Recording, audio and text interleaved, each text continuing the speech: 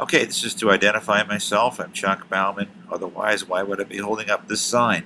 I'm not Mike LaValle, and hopefully Mike LaValle will stop contacting YouTube to have my videos pulled on the completely fraudulent and nearly psychotic assertion that he owns my videos somehow. He has nothing to do with me or my videos, period. Okay, even though there's some templates on the website, chuckbauman.com, you can download, and other places all over the web, print off different common curve templates. You don't really need those, and I thought I'd show you in this video. Just go ahead and draw your own. Don't get too worked up. There's nothing magic about any particular curves that anyone's ever drawn. You just want a different variety of different wild, weird, irregular, asymmetrical curves in different sizes, big to little, and make your own template this way. Again, you can download them, save images of them, and print them off. Or if you make a nice one, you could scan them so you can print them off and give them to other people. It's just a simple shape, a bunch of different curves, different sizes, no problem.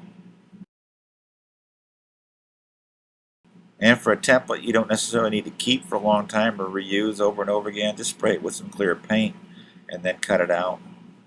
That's a nice, easy, cheapo way to do it. That works just fine.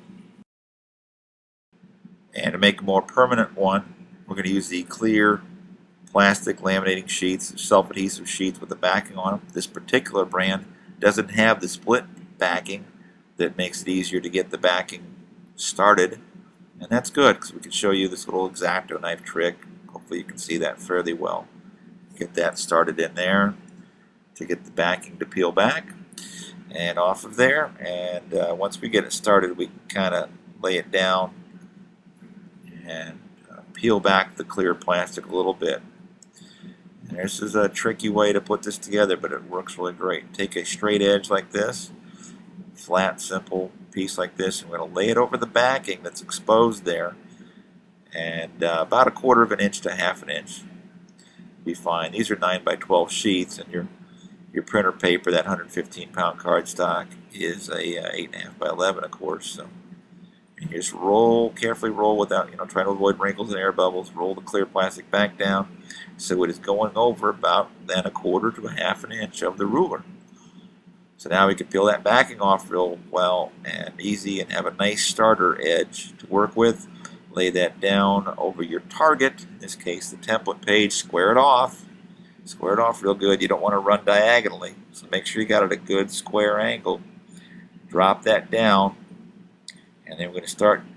You don't want to pull it too hard. You want to leave some slack there and slowly start dropping it down and working out wrinkles and air bubbles as you go, keeping them from forming and getting rid of them if they do form. And then we're going to go over and do the other side.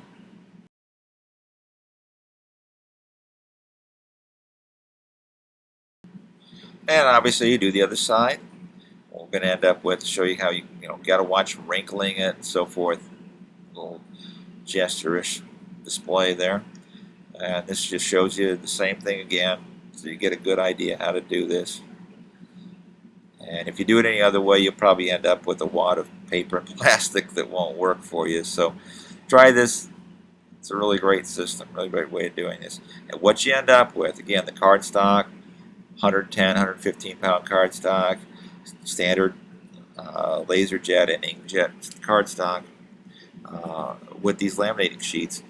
What you end up with is a template with the weight and rigidity and flexibility and the durability. These things will last forever, just fine. That is at least equal to anything you would buy. And this template, if you went to buy a template like this one I'm making here, you'll see it'll cost you 20 or 30 bucks easily. And you can make it for about 20 or 30 cents. Make as many as you want in different sizes. This is the way to do it, folks. Save your money. Don't ever buy templates or stencils again. Make your own. Print them or draw them. Then you cut it out. You actually end up with 2 templates instead of just one at a fraction of the cost. And this is not only easy and extremely cheap compared to buying them. You end up with more templates and better templates.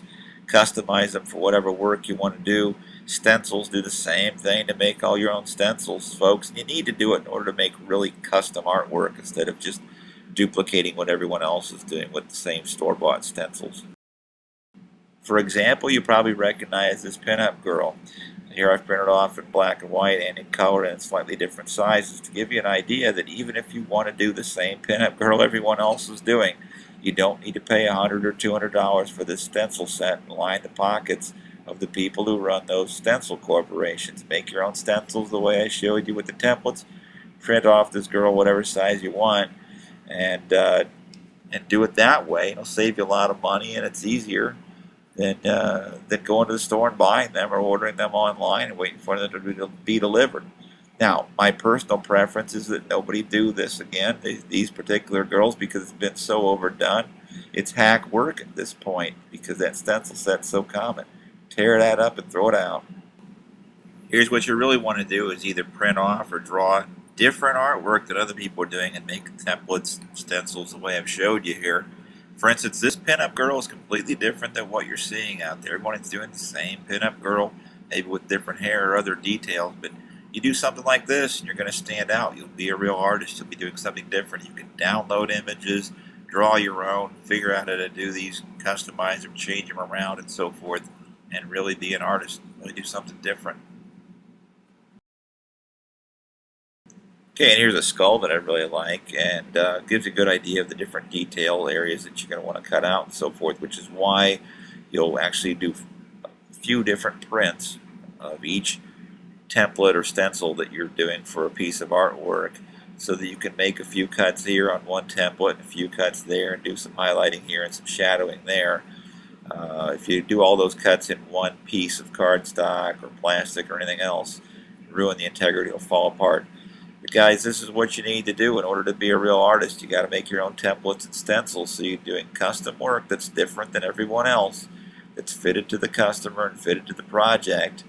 It's cheap, it's easy, it's fast to do, and it's what you need to do to be a real artist. So stop buying template and stencil sets. Okay, once again, to deal with childless people, we have to do childish things. So here's my sign proving that I'm Chuck Bauman, and hopefully dissuading people from believing that Mike LaValle has anything to do with this video. He does not. He's been contacting YouTube, and I'll be glad to forward the emails to anyone who wants to know. Contact me through my website. YouTube's telling me that they've removed my videos because LaValle is claiming he owns them. I realize I'm cutting into his business by showing airbrush artists how to do their own templates, but you need to deal with that in a more reasonable fashion, Mike. If you do know Mike LaValle, try to get him some help, please.